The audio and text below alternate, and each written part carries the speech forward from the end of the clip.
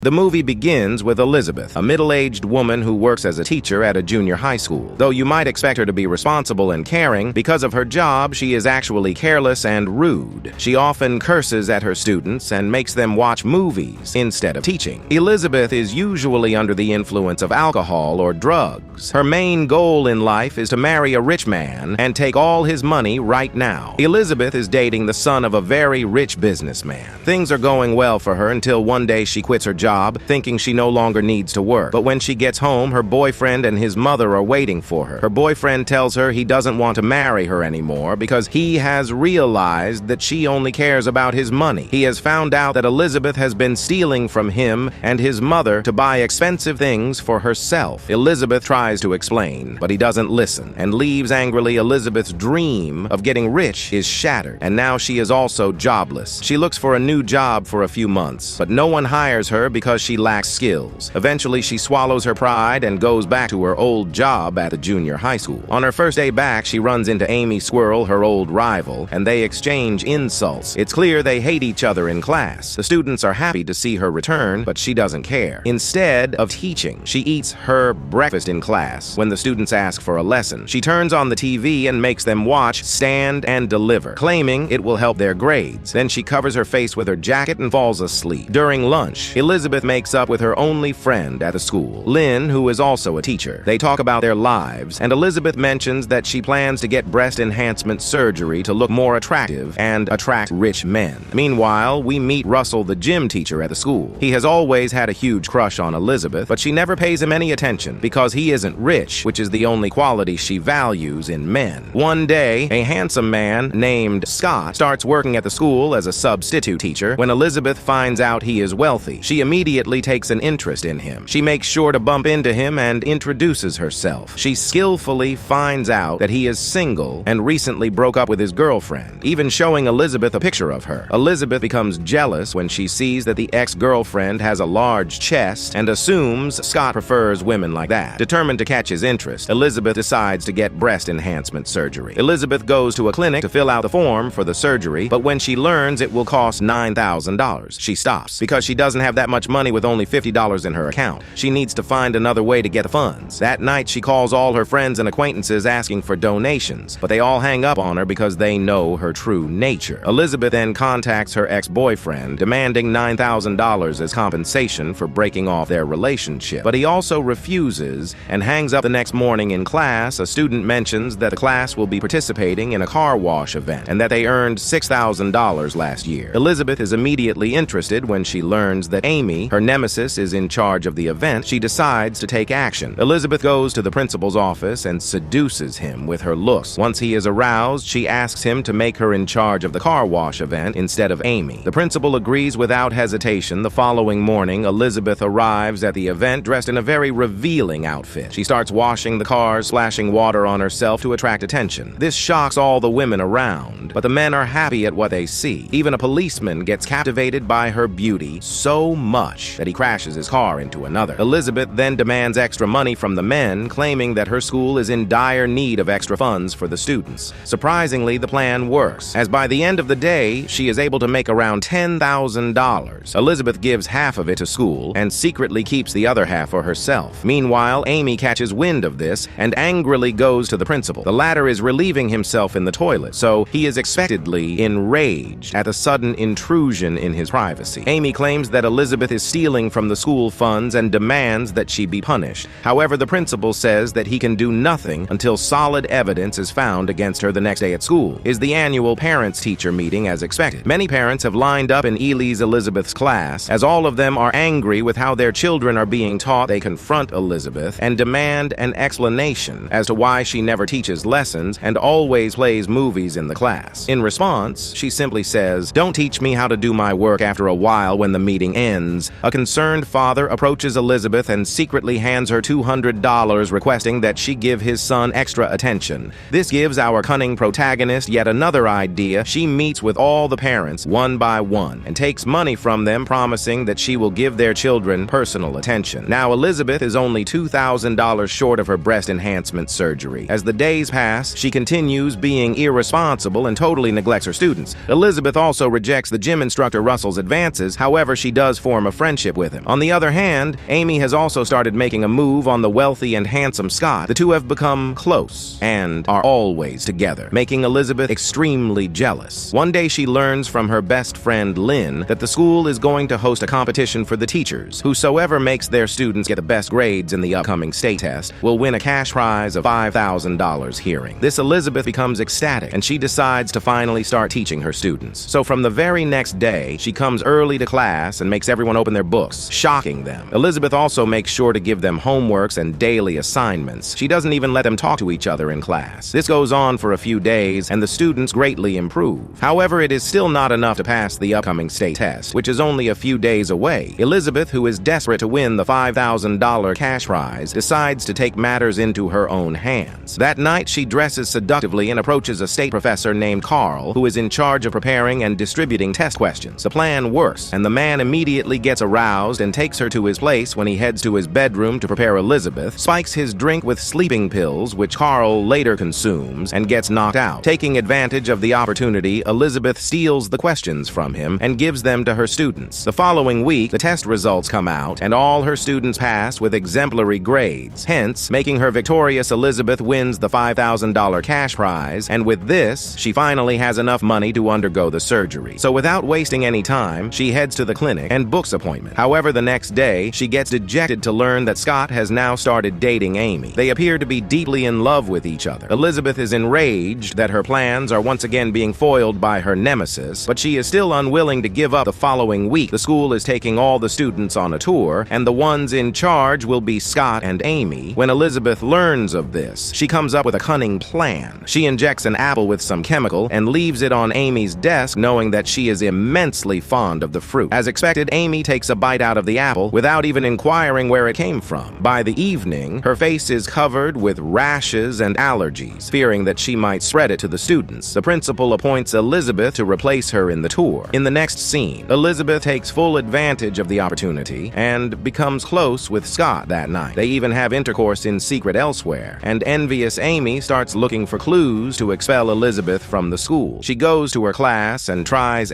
SC through her desk, but most of the drawers are locked. Hence, Amy switches her desk with Elizabeth's and then makes a janitor break open the drawers. To her delight, she discovers the question papers that Elizabeth had stolen from Carl. Following this, Amy heads to the principal's room and tells him everything about how Elizabeth cheated to help her students get good grades. This time, the principal believes her, but also says that he can only fire Elizabeth unless Carl confesses to the story. So the same day, Amy confronts Carl in his office and blackmails him into confessing everything. She warns him that if he doesn't, she will expose all his wrongdoings in public. Reluctantly, the poor guy agrees. Elsewhere on the tour, Elizabeth is having a great time with the students. She even helps one of the bullied boys become popular by supplying him with her undergarments. When Russell sees this, he becomes greatly impressed. He commends Elizabeth on her generosity, and in response, she compliments his honesty and good looks. Their romantic conversation is rudely interrupted, though when Amy arrives at the scene and taunts Elizabeth that she is going to be arrested soon. Hearing this, our protagonist realizes that the stolen test papers have been found, so she comes up with a plan of her own. As soon as she heads home, she pays her roommate and orders him to deliver a package to Earl. When the latter receives the package and opens it, he finds several nude pictures of him, which Elizabeth had apparently taken when he was knocked out. Now,